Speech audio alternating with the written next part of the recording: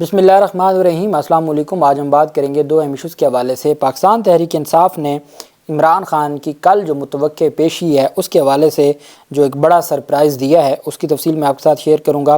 ساتھ میں آپ کو بتاؤں گا کہ جو انہوں نے جیل کے باہر تماشا لگایا تھا اس کے اوپر لطیف کھوسہ صاحب نے بڑی تگڑی سٹیٹمنٹ دی ہے، اور پاکستان تحریک انصاف نے ایک اور سرپرائز دے دیا ہے انٹرا پارٹی انتخابات کے حوالے سے، اور پاکستان تحریک انصاف راضی ہو گئی ہے الیکشن کروانے پر، اور اس میں عمران خان کو دوبارہ چیئرمین منتخب کرنے پر راضی ہو گئی ہے اور اس پر ورکنگ شروع کر دی گئی۔ اس کی تفصیل بھی میں آپ کے ساتھ شیئر کروں گا۔ سب سے پہلے تو میں آپ کو بتاتا چلوں کہ 27 نومبر کا ہی یہ نوٹیفیکیشن ہے، اور یہ جو اسلام آباد ہائی کورٹ کی جانب سے جاری کیا گیا ہے، اور گورنمنٹ آف پاکستان نے بھی اس کا نوٹیفیکیشن جاری کر دیا ہے۔ In exercise of the powers conferred under section 3(2) of the Pakistan criminal law amendment act 1958، the federal government is pleased to appoint Mr. Humayun Dilawar, additional district and session judge BS20, as judge special court central 2 Islamabad on deputation basis in his own pay and scale for a period of 3 years or until further orders۔ کہ جناب وفاقی حکومت نے اس جج کو، جس کے بارے میں اسلام آباد ہائی کورٹ نے بھی اور سپریم کورٹ نے کہا تھا کہ یہ کیسی کارروائی ہے اور اس میں کیا ایسی جلد بازی تھی، وہ جج صاحب جن کو ایک جج صاحب کو ہٹا کے ان کو ٹریننگ کے لیے لنڈن بھیجا تھا، تو یہ جو اسپیشل کورٹ سینٹرل ہے جہاں پر FIA کے مقدمات جاتے ہیں، اس جگہ پر جج ہمایوں دلاور کو تعینات کر دیا ہے وفاقی حکومت نے۔ یہ تعیناتی 3 سال کے لیے ہے۔ آپ کو یاد ہوگا جس جج نے شہباز شریف کو ریلیف دیا تھا FIA کے مقدمے میں بطور جج سینٹرل، انہوں نے بری کیا تھا، اس جج کو بعد میں 3 سال کے لیے انفارمیشن کمیشن کا جج بنا دیا تھا اور 3 سال کی اس کو مزید نوکری دے دی تھی۔ تو یہ چونکہ ہمیشہ ایسے ہی نوازتے ہیں، اور اب یہ وفاقی حکومت کی جانب سے، اور ڈیفینیٹلی اسلام آباد ہائی کورٹ نے ان کو اس فیصلے کے بعد اسلام آباد ہائی کورٹ نے ان کو OSD بنا دیا تھا۔ اب اسلام آباد ہائی کورٹ کی مشاورت سے نگران وزارت قانون نے اس جج کو جس نے توشہ خانہ میں عمران خان کو غیر قانونی طریقے سے سزا دی، اس جج کو عہدہ دے دیا ہے، اور اس جج کو 3 سال کے لیے اسپیشل کورٹ سینٹرل 2 کا جج تعینات کر دیا ہے، اور اس میں پھر جو ان کے مراعات، جو ان کے باقی معاملات ہیں وہ اپنی جگہ ہیں، اور یہ ایک ڈیولپمنٹ سامنے آئی ہے۔ دوسری جانب پاکستان تحریک انصاف کی خاتون رہنما اور سوشل میڈیا ایکٹیوسٹ اور معروف فیشن ڈیزائنر ختیجہ شاہ کی درخواست پر جسٹس علی باقر نجفی صاحب نے سماعت کی۔ آپ کو یاد ہوگا پرویز الہی کو جب تمام مقدمات میں لاہور ہائی کورٹ نے حکم دیا تھا کہ تمام مقدمات میں ان کو ضمانت دی جاتی ہے اور کسی اور مقدمے میں گرفتار نہ کیا جائے، تو انہوں نے 3 MPO کے تحت ایک نوٹیفیکیشن جاری کیا اور ان کو 1 مہینے کے لیے راولپنڈی منتقل کر دیا۔ تو اس پر علی باقر نجفی صاحب جج تھے، ان کے پاس یہ درخواست گئی۔ علی باقر نجفی صاحب نے فرمایا جی کہ پہلے آپ DC کے پاس جائیں۔ DC کے پاس گیا اور وہاں معاملہ چلتے چلتے لاہور ہائی کورٹ میں ڈیسائیڈ ہونے سے پہلے وہ 1 ماہ کی نظر بندی گزار بیٹھے تھے۔ اب تک جتنے بھی کیسز ہیں آپ نے دیکھا ہوگا جسٹس بابر ستار صاحب نے جو نظر بندی ہے اور 3 MPO کا نوٹیفیکیشن جاری کرنے سے روکا ہوا ہے DC اسلام آباد کو، اور اس پر سٹے آرڈر جاری کیا ہوا ہے، اور عدالت نے فیصلہ محفوظ کر رکھا ہے کہ کیا DC کے پاس کیسے اختیارات ہیں کہ وہ 3 MPO کا نوٹیفیکیشن جاری کرے۔ اس پر اسی ہفتے بڑا فیصلہ آنے کو ہے، اور وہ PTI کے شاندانہ گلزار اور شہریار آفریدی، اور وہ اس دن کے بعد سے ان کو کسی اور مقدمے میں گرفتار نہیں کیا۔ تو ہمارے ہاں جو جسٹس انوار الحق پنو صاحب ہیں لاہور ہائی کورٹ کے جج، انہوں نے راولپنڈی بینچ میں 3 MPO کے تحت فیصلہ دیتے ہوئے کہا تھا کہ آپ کو پہلے مجسٹریٹ سے اجازت لینی ہوگی اور پھر آپ 3 MPO کا کوئی ایسا نوٹیفیکیشن جاری کر سکتے ہیں۔ یہ DC کی مرضی نہیں ہے کہ جب جی چاہے جس کے خلاف وہ 3 MPO کا نوٹیفیکیشن جاری کر دے۔ لیکن وہ پھر بعد میں ڈویژن بینچ ہائی کورٹ نے جسٹس انوار الحق پنو صاحب کا جو تھا فیصلہ اس کو معطل کر دیا تھا، اور اس وجہ سے لاہور میں پھر یہ پنجاب میں یہ معاملات ایسے ہی چلتے رہے۔ اب علی باقر نجفی صاحب سینئر جج ہیں، ان کی عدالت میں ختیجہ شاہ کا کیس تھا، اور ختیجہ شاہ کے کیس پر عدالت نے پچھلے ہفتے DC کو کہا تھا کہ آپ ان کی جو نظر ثانی کی درخواست ہے اس کو جمعہ والے دن ڈیسائیڈ کریں اور 27 نومبر کو رپورٹ جمع کروائیں۔ آج جب عدالت میں سماعت ہوئی تو سرکاری وکیل نے بتایا کہ ختیجہ شاہ کی نظر بندی سے متعلق درخواست پر ایڈیشنل ہوم سیکرٹری نے فیصلہ کر کے وزیر اعلیٰ پنجاب کو اپنی رپورٹ ارسال کر دی ہے۔ عدالت نے سرکاری وکیل سے استفسار کیا کہ وزیر اعلیٰ پنجاب کو رپورٹ کیوں بھیجی گئی۔ سرکاری وکیل نے کہا کہ نظر بندی کے نوٹیفیکیشن کے بعد حکومت کو آگاہ کرنا ضروری ہے۔ اب کابینہ کے اجلاس میں ایڈیشنل ہوم سیکرٹری کی رپورٹ کا جائزہ لیا جائے گا۔ اختیار ڈی سی کا وہ چلا گیا ایڈیشنل ہوم سیکرٹری کے پاس۔ ایڈیشنل ہوم سیکرٹری نے درخواست کو ڈیسائیڈ کر کے نگران وزیر اعلیٰ کو بھیج دیا۔ نگران وزیر اعلیٰ کابینہ میں رکھیں گے اور پھر فیصلہ ہوگا۔ اب 16 نومبر کو ختیجہ شاہ کو ڈیٹین کیا گیا تھا، حراست میں لیا گیا تھا اس 3 MPO میں۔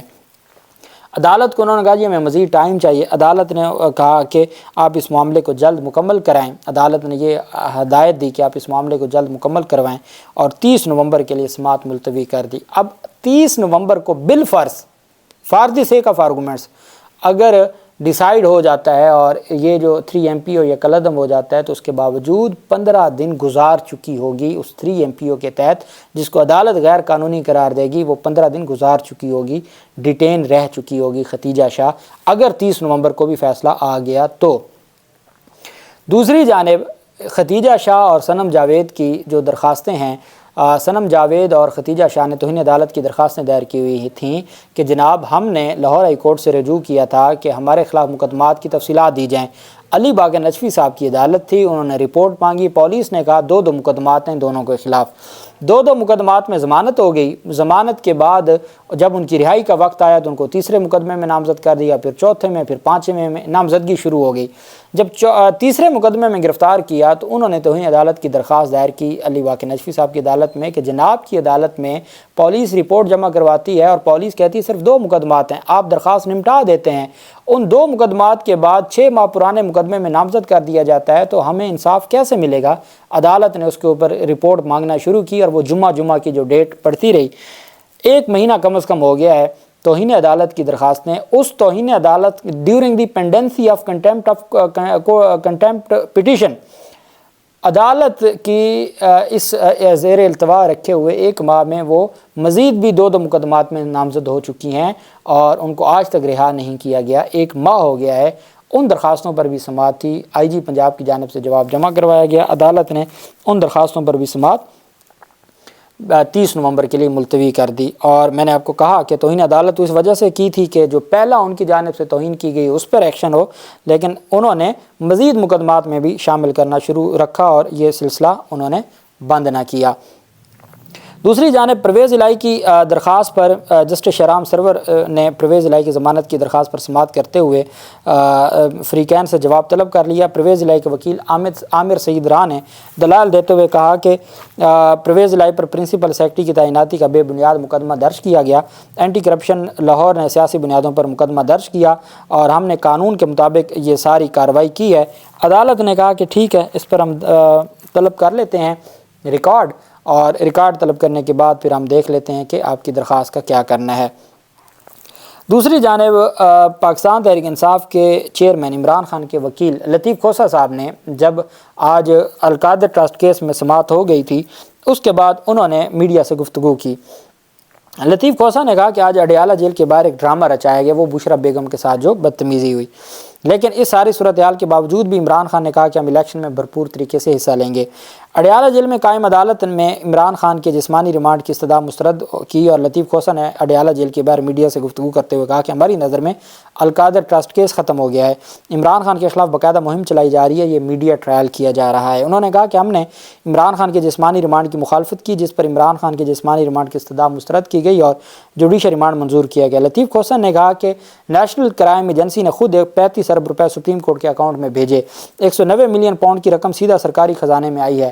ہم پہلے دن سے کہہ رہے ہیں کہ NCA نے رقم سپریم کورٹ کے اکاؤنٹ میں بھیجی اور القادر ٹرسٹ 190 ملین پاؤنڈ سے عمران خان کا براہ راست کوئی تعلق نہیں ہے۔